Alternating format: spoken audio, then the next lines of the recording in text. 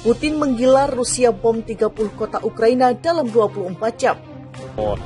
Системну планову підготовку Російської Федерації до нового етапу наступу на територію України і бачимо абсолютну бездіяльність або неефективну діяльність зі сторони влади. Тому ми беремо на себе таку місію, відповідальність за підготовку цивільного населення до цих важких подій. Productive talk last week with President Zelensky, and we continue to engage in non-stop diplomacy and to de-escalate tensions and attempt like the devil to improve security for our allies and partners and for all of Europe for that matter. Сказали одно, сделали другое. Как у нас говорят в народе, кинули. Ну, просто обманули. Ладно, хорошо. Представим себе, что Украина является членом НАТО. И напичкана оружием, стоят современные.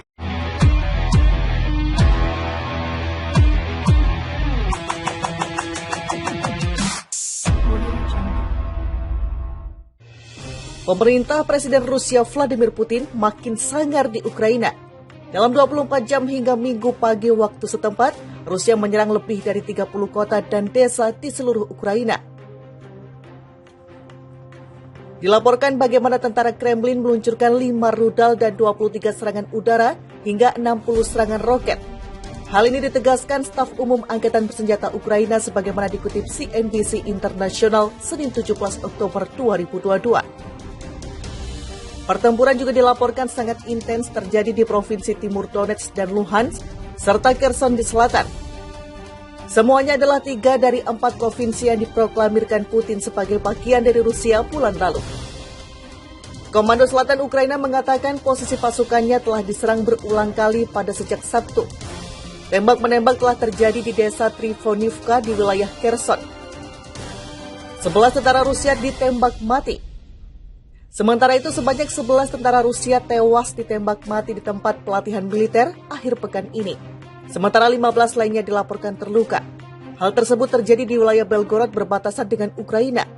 Dilaporkan 2 pang penyerang masuk ke kamp itu sebelum ditembak mati tentara Kremlin. Sebuah peristiwa mengerikan terjadi di wilayah kami, di wilayah salah satu unit militer, kata Gubernur wilayah Belgorod, Vyacheslav Gladkov Minggu pagi waktu setempat. Banyak tentara tewas dan terluka, tidak ada penduduk wilayah Belgorod di antara yang terluka dan tewas, tambahnya. Serangan itu terjadi seminggu setelah ledakan merusak sebuah jembatan di Crimea, semenanjung yang dianeksasi oleh Rusia dari Ukraina pada 2014. Sebelumnya dalam perang kapal utama Rusia di Laut Hitam meledak dan tenggelam. Para teroris melepaskan tembakan dengan senjata ringan ke personel unit tersebut, tulis media Rusia RIA. Menambahkan mengutip pernyataan Kementerian Pertahanan. Seorang penasehat Presiden Ukraina Volodymyr Zelensky, Oleksiy Arestovich, membantah penyerang dari Ukraina. Ia menuding penyerang berasal dari negara Asia Tengah Tajikistan dan telah menembaki yang lain karena argumen atas agama. Perlu diketahui, Tajikistan adalah negara berpenduduk mayoritas Muslim, sementara sekitar setengah dari orang Rusia menganut berbagai cabang agama Kristen. Tak selang berapa lama, Kementerian Rusia juga mengatakan para penyerang berasal dari sebuah negara di persemakmuran negara-negara merdeka yang mengelompokkan 9 bekas Republik Soviet termasuk Tajikistan. Namun sayangnya tak ada konfirmasi lebih lanjut. Menimbang risiko penggunaan senjata nuklir taktis di Ukraina. Pembicaraan seputar senjata nuklir mulai sering terdengar di berbagai pemberitaan global dalam beberapa bulan terakhir. Di saat pasukan Rusia mengalami kekalahan demi kekalahan sejak melancarkan invasi ke Ukraina pada Februari 2022, secara spesifik, hal yang banyak dibicarakan belakangan ini adalah seputar kemungkinan penggunaan nuklir taktis di Ukraina. Setiap kekalahan Rusia di medan pertempuran Ukraina memicu perdebatan global mengenai apakah Presiden Vladimir Putin pada akhirnya akan menggunakan senjata nuklir taktis dalam menghindari kekalahan total.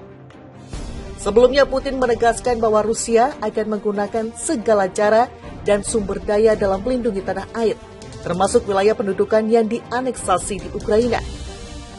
Lantas, apakah sebenarnya nuklir taktis itu?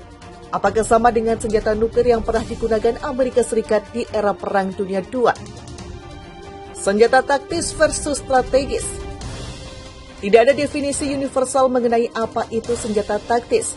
Biasanya senjata taktis dikategorikan berdasarkan ukuran, jarak, dan penggunaannya terhadap target militer tertentu. Ukuran senjata nuklir taktis secara umum lebih besar dari bom biasa dan dapat menyebabkan bencana radioaktif serta efek berbahaya lainnya selain ledakannya itu sendiri. Senjata taktis sering dibandingkan dengan senjata strategis.